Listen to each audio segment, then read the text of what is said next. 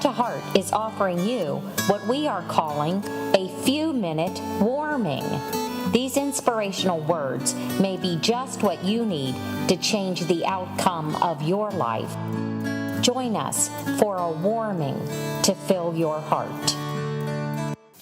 I was invited last Friday to speak to the freshman class at one of our local Catholic high schools. You can imagine the feeling of standing in front of this auditorium full of freshmen who are not only counting the days to the end of the school year, but counting the hours and maybe even the minutes for when this class is going to be over, even before it started. I can say I'm not usually intimidated by groups that I speak to, but I was then. I just realized I'm not sure they're wanting to hear anything of what I have to say, but God be with me and help me to say what I need to say. I began by asking them the question, trying to kind of draw them into this whole experience. Who would be one of your heroes in life or heroines in life?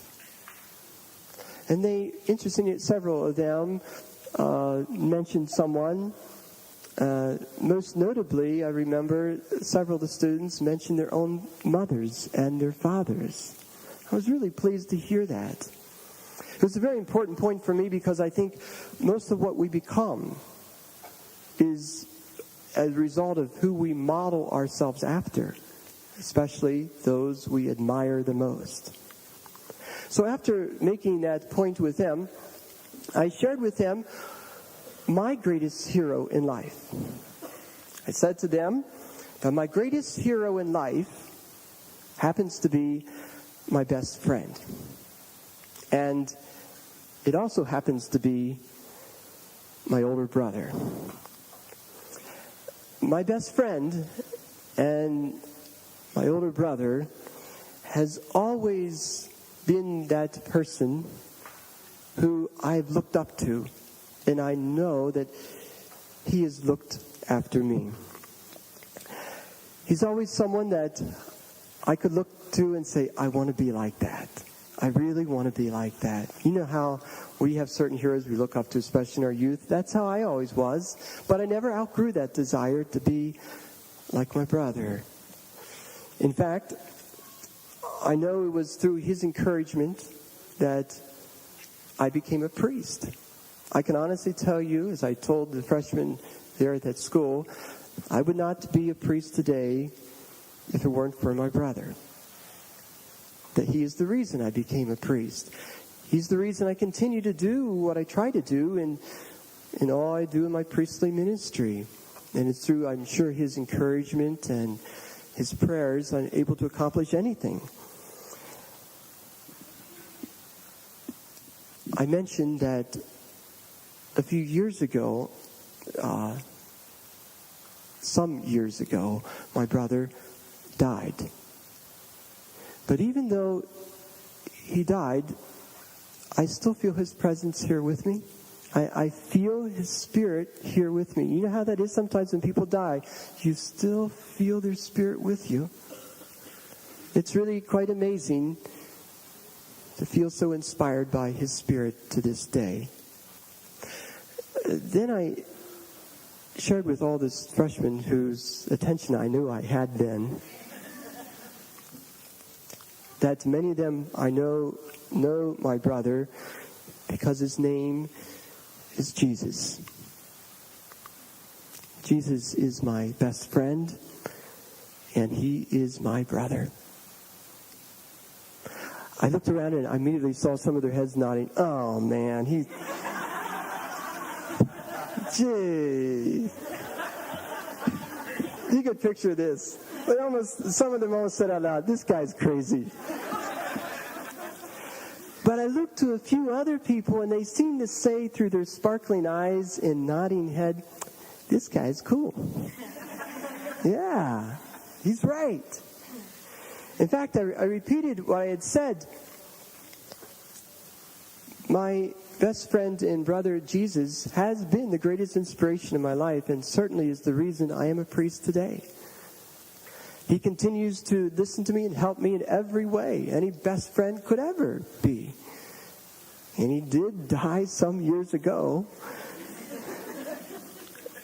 But his spirit is still here today. Don't we know that? Don't at times we feel that?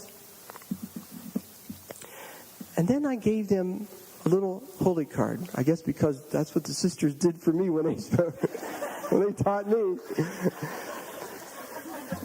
I gave them a little picture of Jesus, the Sacred Heart of Jesus, in fact. I handed it to them and said, I just want to give you his picture because we often try to have the picture of our best friend with us. If he isn't already your best friend, I just want to say, I know he would love to be your best friend. If, of course, you ask him to be, he's a perfect gentleman. He'll never impose himself on you. But if you ask, I'm sure he will be. This is how he always prayed, that he could be our best friend and our true brother.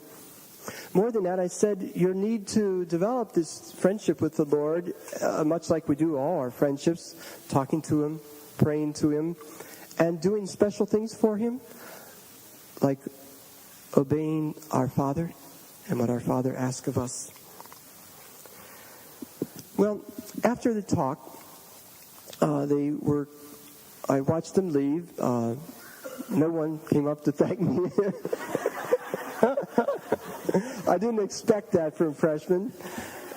But they were very polite. They were very polite, cordial, and the teacher was very grateful I spoke.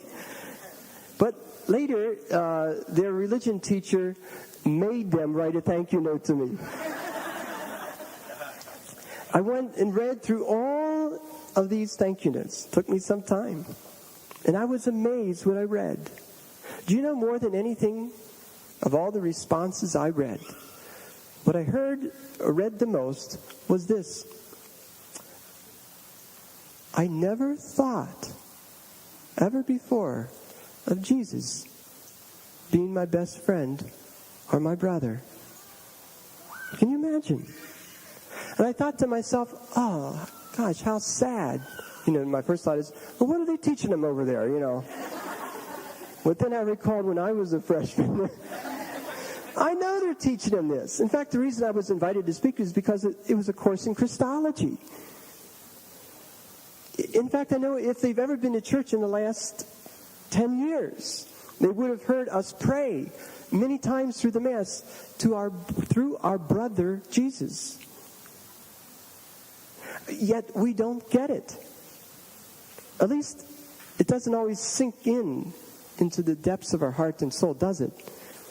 That Jesus is the most intimate friend we have in life. But do we get it? Or are we all still freshmen in this spiritual course that we are taking with Christ? We thank you for accessing the Heart to Heart app. Please return again to hear inspiration that may make you laugh or even cry, but most importantly, bring you closer to your Savior, Jesus Christ.